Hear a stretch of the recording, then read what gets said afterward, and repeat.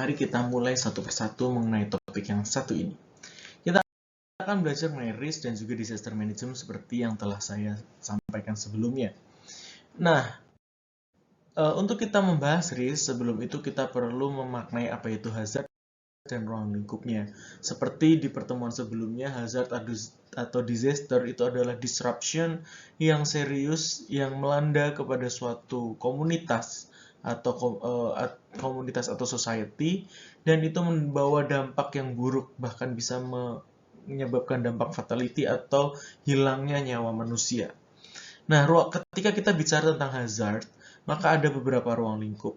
Ketika kita berbicara tentang hazard, tentu saja kita akan bicara mengenai magnitude atau besar dari bencana tersebut. Kemudian kita juga akan memasukkan lingkup duration. Jadi kalau bencana itu terjadi, dia akan terjadi berapa lama, kemudian dia terjadi setiap berapa tahun sekali, dan lain sebagainya. Kemudian kita juga bicara tentang hazard, itu tidak bisa terlepas dari areal extent. Artinya ketika itu terjadi, daerah mana saja yang kemudian terdampak dari hazard tersebut. Kemudian kita juga bicara tentang kecepatannya, apakah misalnya suatu gempa bumi itu terjadi begitu cepat atau lambat, atau misalnya gerakan tanah ada yang cepat, ada juga yang lambat.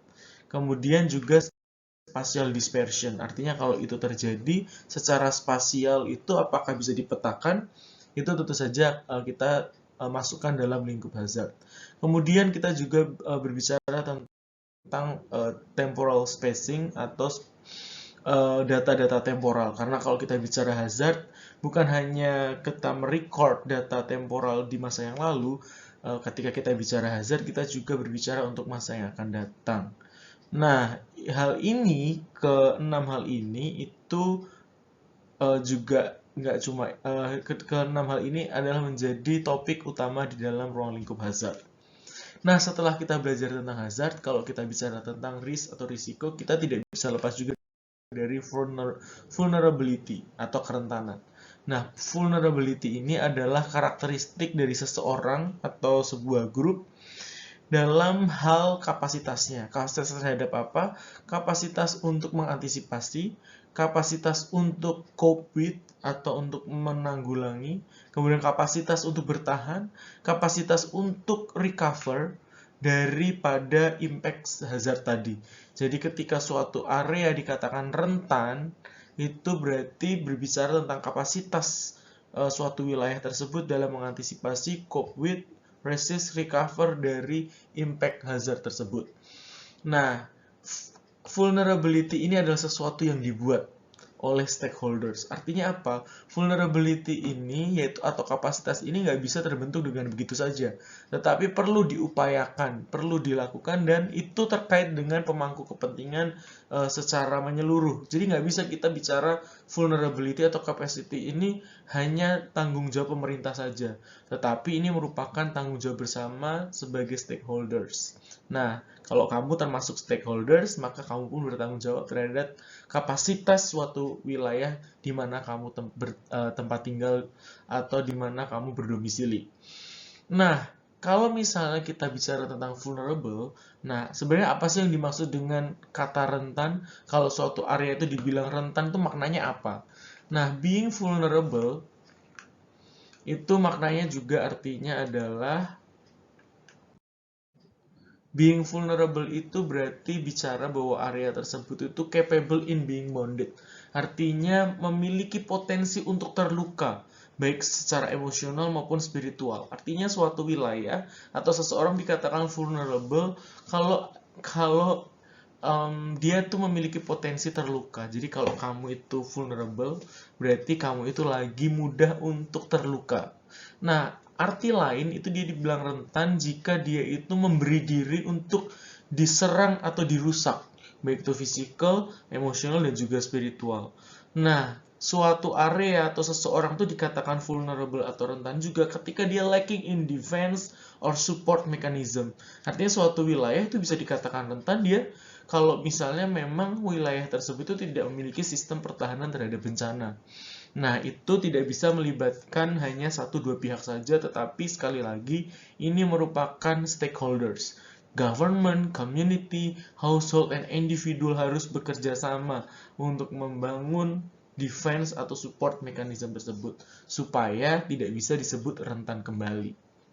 Nah, kita sudah belajar dua hal. Yang pertama, kita sudah belajar hazard. Kemudian komponen kedua adalah vulnerability atau kerentanan. Nah, yang ketiga, kita baru masuk yang disebut dengan risk.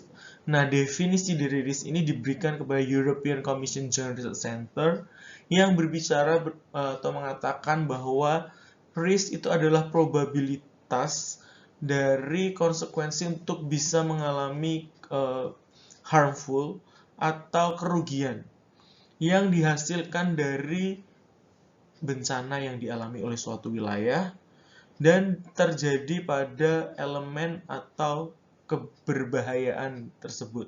Dan itu berbicara juga tentang specified time period. Artinya kalau risk itu adalah highlightnya adalah kerugian yang diakibatkan oleh given hazard. Nah, risk ini itu bicara tentang suatu capacity juga gitu. Nah, misalnya kita melihat gambar ini ya. Ada dua gambar yang ada dua kondisi di mana mereka ini menghadapi hazard yang sama, yaitu ombak. Tapi ketika yang satu menggunakan kapal yang besar dan satu hanya menggunakan skoci, maka mereka memiliki risiko yang berbeda. Yang satu sama-sama menghadapi badai di lautan, ombak, yang bawah juga sama, tetapi mereka ini memiliki risiko yang berbeda. Nah, semoga gambar ini membantu kamu untuk memanai apa itu risk. Nah, sebenarnya risiko ini dibangun oleh apa sih? Oleh tiga hal. Yang pertama adalah hazard, seperti yang tadi kita bilang. Kemudian exposure. Exposure ini biasanya bicara mengenai seberapa luas terdampaknya atau seberapa banyak jiwa yang terancam oleh hazard tersebut. Kemudian vulnerability ini adalah bicara tentang kapasitas. Nah, ketiga hal ini bekerja sama membentuk risk. Nah, formulanya itu diformulasikan secara multiplikasi. Artinya apa?